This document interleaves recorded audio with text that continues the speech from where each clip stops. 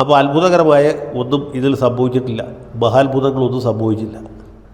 1 മുതൽ 6 വരെ പ്രതികൾ കുറ്റകൃത്യത്തിൽ നേരിട്ട് പങ്കെടുത്തവരാണ്. അവർക്കെതിരെ ശക്തമായ മൊഴികളുണ്ട്, മറ്റ് സാഹചര്യ തെളിവുകളുണ്ട്. അവരെ 6 പേരെയും കോടതി ശിക്ഷിച്ചു. ശിക്ഷ വിധിച്ചിട്ടില്ല, വിധിക്കാൻ പോകണോ. നേരെ മറിച്ച് ദിലീപ് എന്ന് പറഞ്ഞ ഈ കേസിൻ്റെ മുഖ്യ ആസൂത്രകൻ, ഇങ്ങനെ ഒരു കുറ്റകൃത്യം നടത്തുകയാണെങ്കിൽ അതിൻ്റെ ഗുണം ലഭിക്കുന്ന ആൾ, ഗുണഭോക്താവ് ആർക്ക് വേണ്ടിയാണ് പൾസർ സൂരി ഈ ത്യാഗം അനുഷ്ഠിച്ചത് എന്ന് വെച്ചാൽ പൾസർ ആത്മസുഖത്തിന് വേണ്ടി ചെയ്തതല്ല.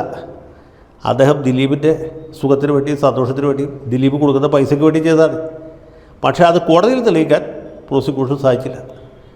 ഇത് മനസ്സിലാകാതെയാണ് ചില ആളുകൾ അയ്യോ ഈ രാജ്യത്ത് നീതിയുടെ സൂര്യൻ അസ്തമിച്ചു, ഇവിടെ ആകെ അന്ധകാരമാണ്, അതിജീവിതയ്ക്ക് നീതി കിട്ടിയില്ല എന്നൊക്കെ വിലപിക്കുന്നത്. അവൾക്കൊപ്പം എന്നൊക്കെ പോസ്റ്റ് ഇടുന്നതിന് തെറ്റൊന്നുമില്ല, പക്ഷേ അതിനപ്പുറത്തൊന്നും സംഭവിക്കില്ല. നമ്മുടെ നീതിന്യായ സംവിധാനത്തിൻ്റെ മൊത്തത്തിലുള്ള ഒരു പരിധിയും പരിമിതിയും പരാജയവുമാണ് ഈ കേസ് മാത്രമല്ല ഇതുപോലുള്ള എല്ലാ കേസുകളും എന്നുള്ളതാണ് സത്യം. ഇനി ഇവിടെ സന്തോഷം പ്രകടിപ്പിക്കുന്ന കുറേ ആളുകളുണ്ട്. ദിലീപ് ഉച്ചസൂര്യനെ പോലെ കത്തിജ്വലിക്കുന്നു. 9 കൊല്ലത്തെ അജ്ഞാതവാസം കഴിഞ്ഞ് വനവാസം കഴിഞ്ഞ് ഇദ്ദേഹം തിരിച്ചു വരുന്നു. അദ്ദേഹത്തിൻ്റെ പട്ടാഭിഷേകം അടുത്ത ദിവസം നടക്കാൻ പോകുന്നു എന്നൊക്കെ തട്ടിവിടുന്ന ചില, ഞാനവരെക്കുറിച്ച് എന്താ പറയട്ടെ, എരപ്പാളികൾ എന്ന് പറഞ്ഞാൽ കുറഞ്ഞു പോകും, എംബോക്കികൾ എന്ന് പറഞ്ഞാലും പോരാ, കുറച്ചുകൂടി കടുത്ത വാക്കുകൾ ഉപയോഗിക്കേണ്ടതായിട്ട് ഇരിക്കുന്നു. അതിലധികവും ഈ ചില BJPക്കാരും BJP ചിന്താഗതിയുള്ള ആളുകളുമാണ് എന്നുള്ളതാണ് അതിൻ്റെ കൗതുകകരമായിട്ടുള്ള വേറൊരു വശം.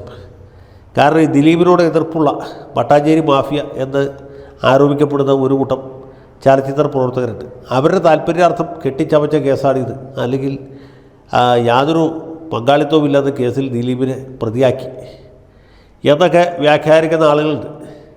അവർക്കങ്ങനെ വ്യാഖ്യാനിക്കാനുള്ള സ്വാതന്ത്ര്യം നമ്മുടെ രാജ്യത്തുണ്ട്. കാരണം അഭിപ്രായ സ്വാതന്ത്ര്യം ഭരണഘടനയിലുള്ളതുകൊണ്ട്. പക്ഷേ വസ്തുത അതല്ലാന്നുള്ളത് അവർക്കും അറിയാം, നമുക്കും അറിയാം, ദിലീപിനും അറിയാം, കേസ് വിധിച്ച ജഡ്ജിക്കും അറിയാം. ജഡ്ജിക്ക് അറിഞ്ഞിട്ട് കാര്യമില്ല.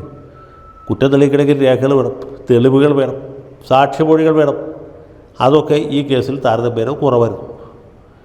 ഇപ്പോൾ ഹണി വർഗീസിൻ്റെ സ്ഥാനത്ത് അഡ്വക്കേറ്റ് ജയശങ്കറാണ് ജഡ്ജിയെന്ന് വിചാരിക്കും. എന്നാൽ പോലും ശിക്ഷിക്കാൻ പര്യാപ്തമായ തെളിവുകൾ കൂടുതൽ മുമ്പിൽ എത്തിയിട്ടില്ല. ഇതാണ് സത്യം. അതിന് ജഡ്ജിയെ കുറ്റം പറഞ്ഞിട്ടോ അല്ലെങ്കിൽ പ്രോസിക്യൂട്ടറെ കുറ്റപ്പെടുത്തിട്ടോ കേരള പോലീസിനെ കുറ്റപ്പെടുത്തിട്ടോ ഒരു കാര്യവുമില്ല. ദിലീപിനെ പ്രതിയാക്കിയാലും കുറ്റം പറഞ്ഞിട്ട് കാര്യമില്ല, ദിലീപിനെ വെറുതെ വിട്ടതിനും കുറ്റം പറഞ്ഞിട്ട് യാതൊരു കാര്യവുമില്ല. കാരണം നമ്മുടെ നീതിന്യായ സംവിധാനം ആ രീതിയിലായിപ്പോയി. അതുകൊണ്ടാണ്.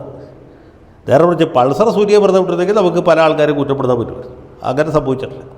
പൾസറിനെ ശിക്ഷിച്ചു, കൂടെയുള്ള ബാക്കി കൊഞ്ഞാടന്മാരെയും ശിക്ഷിച്ചു. അവർ പണത്തിന് വേണ്ടി ചെയ്തവരാണ്.